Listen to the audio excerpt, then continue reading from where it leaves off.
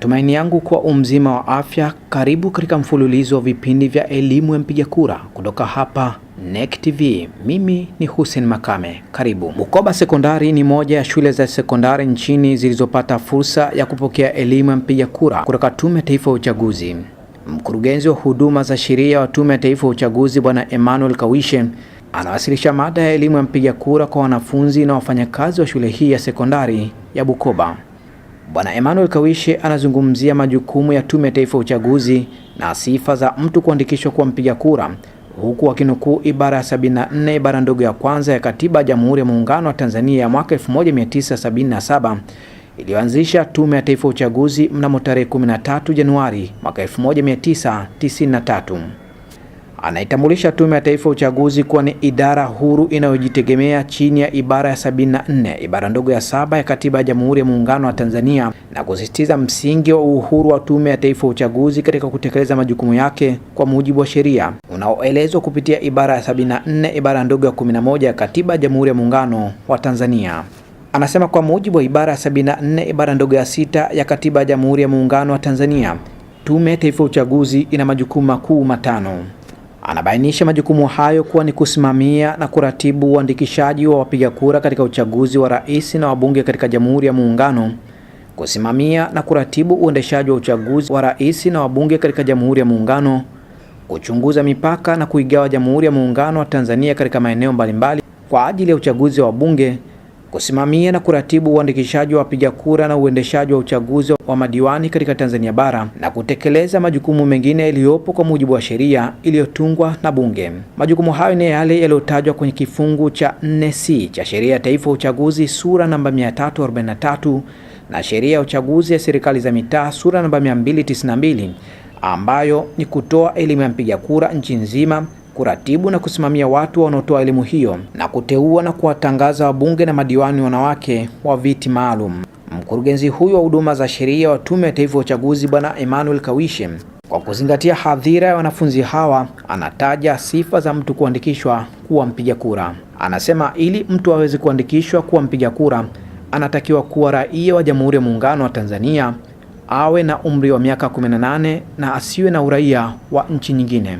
Bwana Emmanuel Kawishe anataja sifa nyingine za mtu kuandikishwa kuwa ni awe na akili timamu na asiwe kizuizini kwa amri ya rais, asiwe amehukumiwa adhabu ya kifo au anatumikia kifungo kinachozidi miezi 6 kilichotolewa na mahakama, na asiwe amepoteza sifa za kuandikishwa chini ya masharti ya Sheria ya Taifa ya Uchaguzi au sheria nyingine. Baada ya kuwasilisha mada hizi, mkurugenzi wa huduma za sheria wa Tume ya Taifa ya Uchaguzi Bwana Emmanuel Kawishe anatoa fursa kwa wanafunzi wa shule hii ya sekondari ya Bukoba kuuliza maswali mbalimbali kuhusiana na masuala ya uchaguzi. Lakini pia ina maswali mawili ya kuuliza. Hujataja majina yako? Kwa majina naitwa Nelson Julius, napatikana kidato cha 4.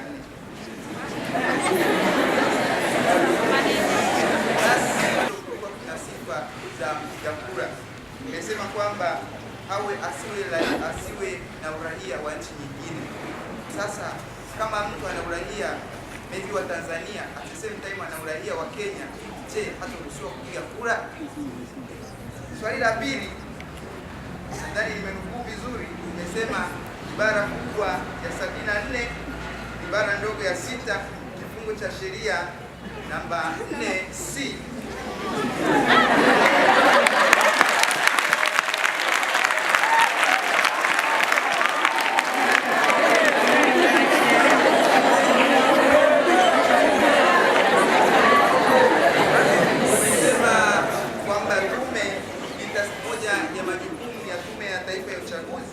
itasimamia uchaguzi wa rais wa Jamhuri ya Muungano wa Tanzania.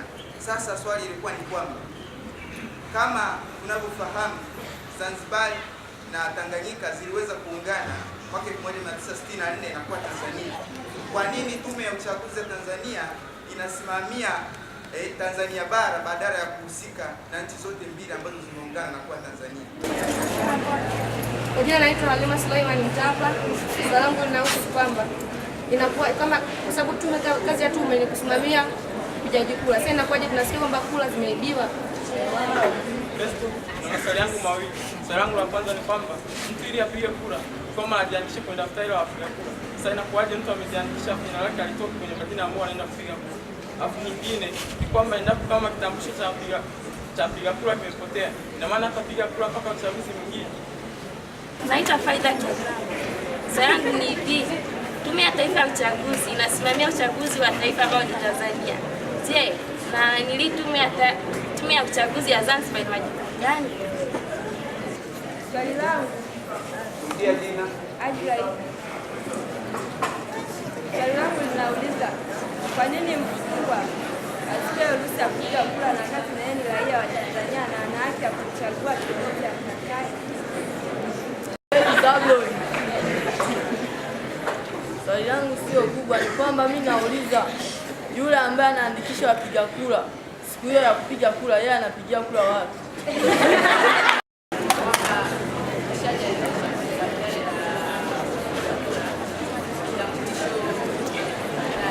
Mfano, wakuu wa shule wangekuwa wanachaguliwa na wanafunzi. Alafu huyo mkuu wa shule anamchagua kiranja mkuu, na kiranja mkuu anasimamia ule uchaguzi wa wakuu wa shule husika. Lakini alafu inakuaje kiranja huyo akisimamia, yani mimi nichague wewe master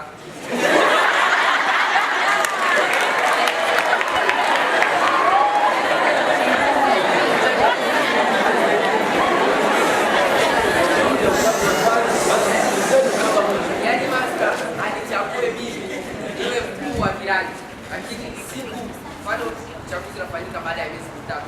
Kutoka miezi mitatu tunachagua tena patikana master mwingine. Alafu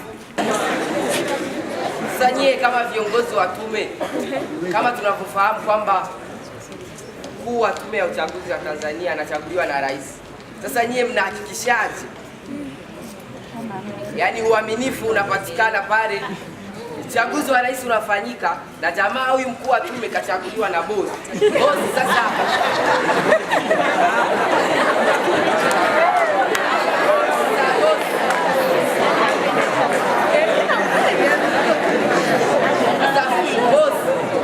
bosi umefika muda wake wa kutoka kazini, anapaswa atafute kura za kurudi. Yule aliyechaguliwa na bosi ndiye anasimamia uchaguzi wa bosi ili aangalie kama bosi atarudi kazini. Sasa hapo mnahakikishaje? Yaani uaminifu unafanyika, maana yaani kile kinaweza kawa kigezo kwamba jamaa aliweka kazini bwana, ifanye huyu jamaa arudi ili mambo yawe mazuri. Sasa naomba nieleze inakuaje, kwa nini msingeweka utaratibu? Uhesabuji kura unakuaje? Au kuna tume ambayo kama wanakuwa opponents, kama wapinzani wenu, yaani wapinzani wenu ni akina nani ambao wanahakikisha uhesabuji wenu wa kura ni sawa?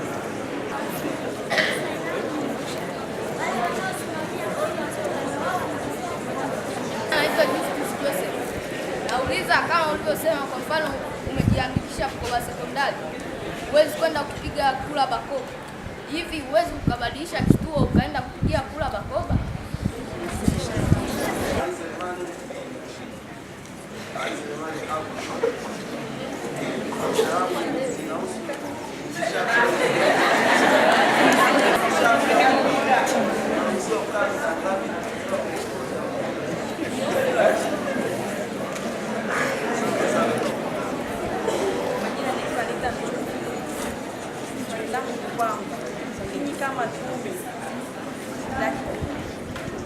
Ninyi kama tume mnahakikisha vipi kwamba kila aliyejiandikisha atasifa kama bado hapo mtendaji? Jina langu Lucy Mbogauta.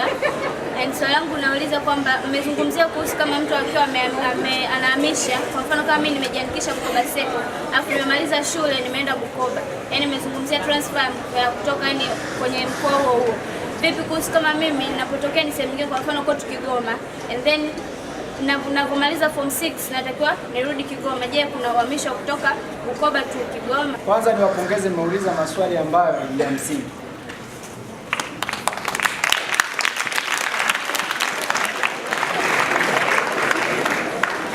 Nitaanza na swali la mwisho kwenda la kwanza. Sawa eh? Ameuliza Lucy kwamba nimezungumzia tu kwamba mpiga kura akajiandikisha hapa Bukoba, kahamia hapa ndani ya Bukoba, inakuwaje kama unaenda mkoa mwingine? Utaratibu ni ule ule. Kama ulikuwa Bukoba, sasa hivi unaenda Mwanza, unaenda Lindi, unaenda Mtwara, ili mradi wakati unaenda kule huo uboreshaji unaendelea. Sasa jamani, utakapofika pale taratibu ni zile zile.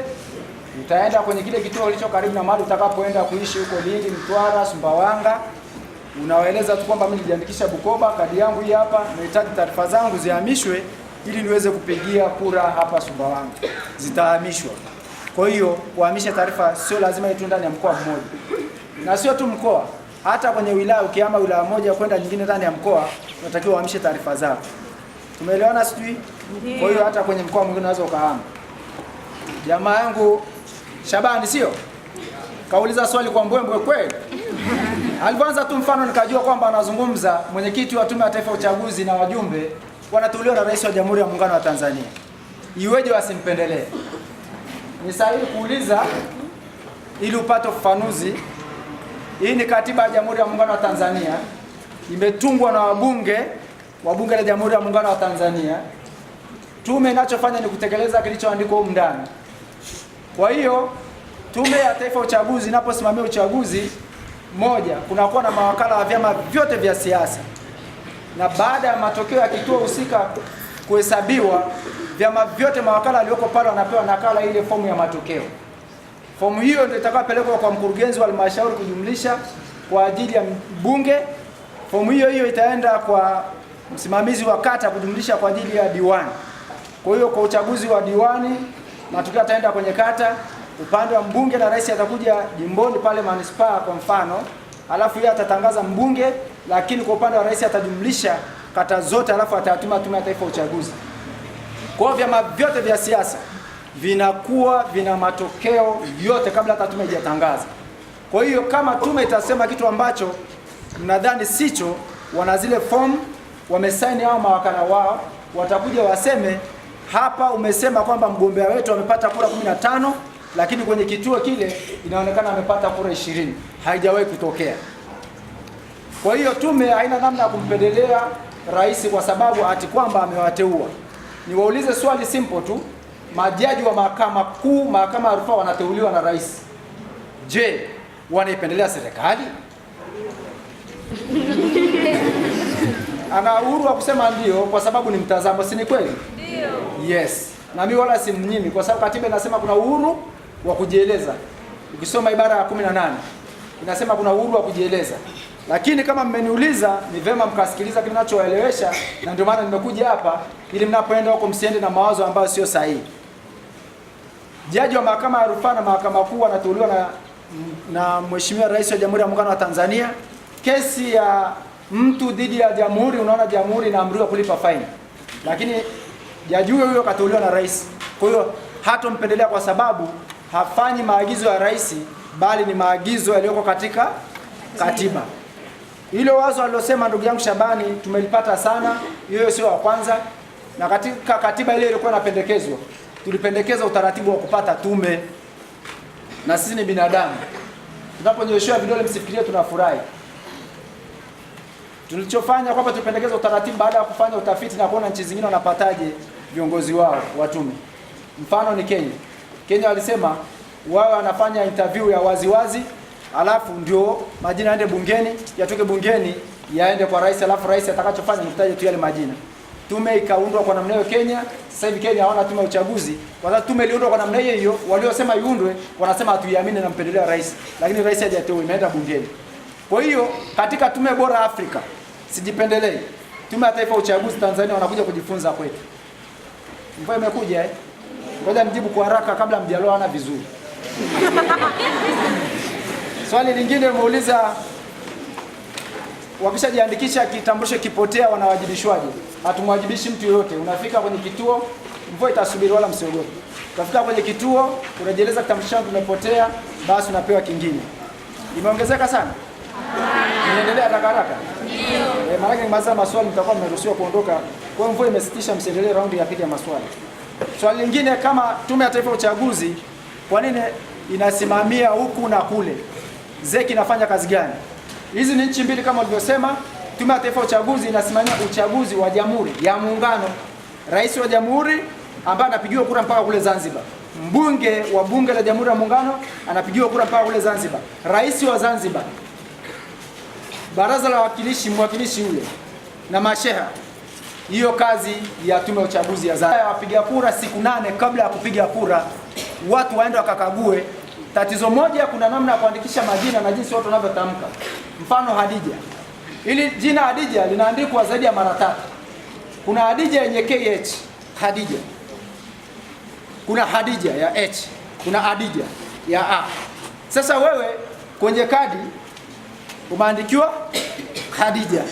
Lakini kwenye daftari yule aliyekuwa anaingiza zile taarifa pale kituoni kakuandika Hadija. Ukija utaliona jina kweli? Na majina yanapangwa kwa alphabet. Ina maana utakimbilia kwenye KH.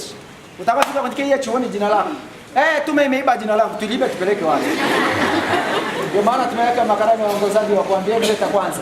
Kikubwa unatakiwa uangalie ile kadi yako imeandikwaje, alafu uende kwenye eneo linalofanana. Swala lingine mpaka wakati mwingine jibu ni ndio, mpaka uboreshaji mwingine ndio tunatoa kitambulisho. Kama inakuwaje kura zinaibiwa? Kura hazijawahi kuibiwa.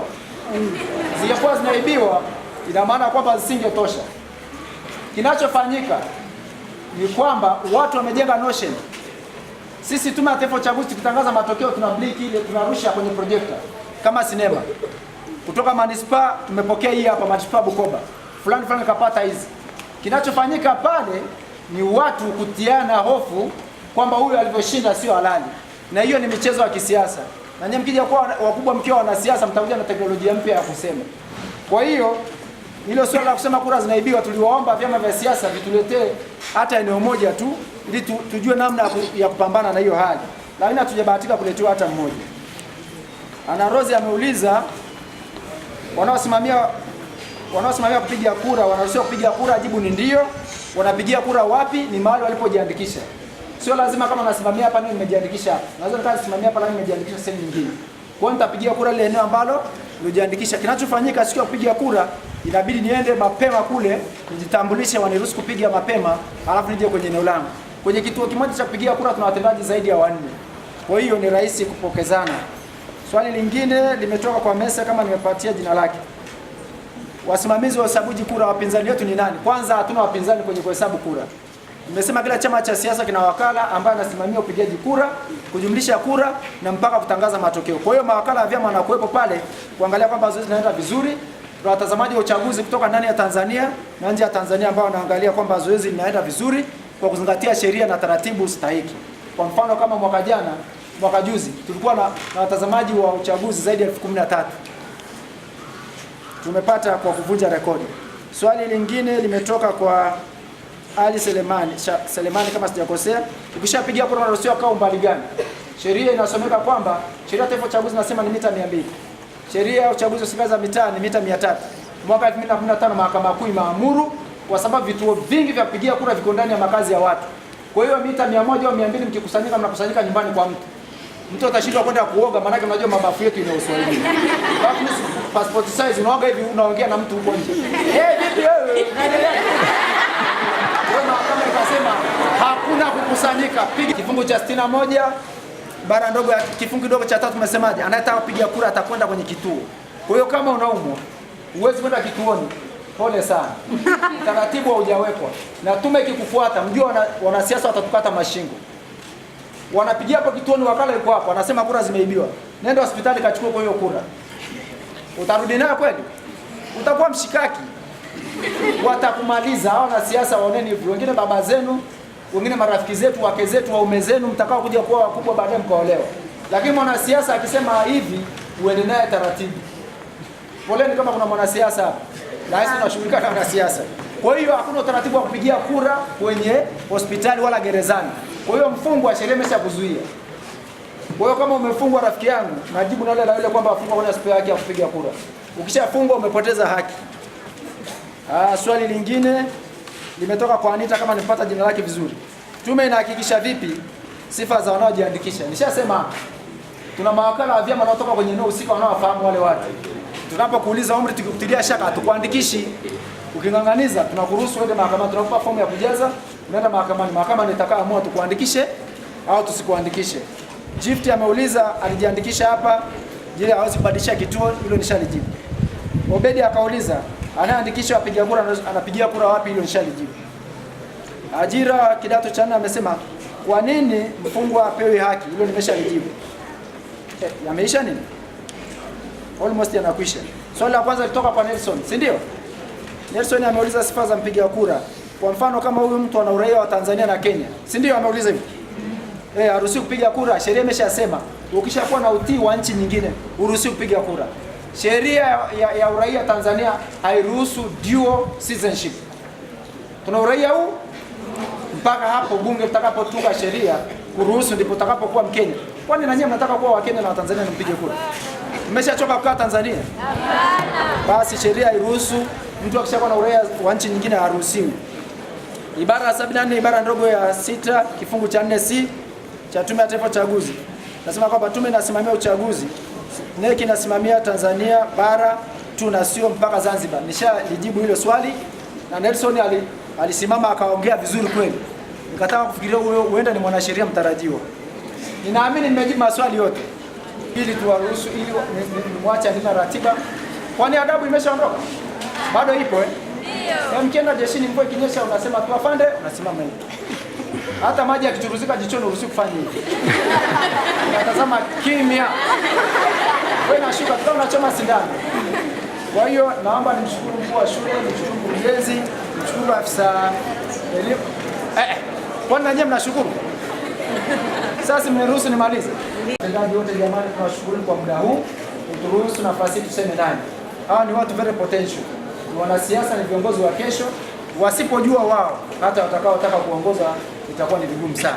Na ninyi wanafunzi naomba niwashukuru. Fursa hii mshukuru mkurugenzi kufika hapa kupatia elimu kuhusu masuala yote ya uchaguzi. Nafikiri kwa yale mliouliza majibu mmeyapata. Yale yote mliokuwa mnayasikia kama minong'ono huko mitaani, sasa nyie ndio mabarozi wa kupeleka elimu hii. Nachukua fursa hii kushukuru tena na tena na kumshukuru mkurugenzi pamoja na afisa elimu kubali kufika hapa kujumuika nasi. Asante sana. Basi kufikia hapa mtazamaji wa NEC TV sina la ziada. Ni kusihi usiache kusubscribe akaunti hii ya NEC Online TV Tanzania. Na ni kuagi kutoka hapa NEC TV, mimi naitwa Hussein Makame, kwa heri.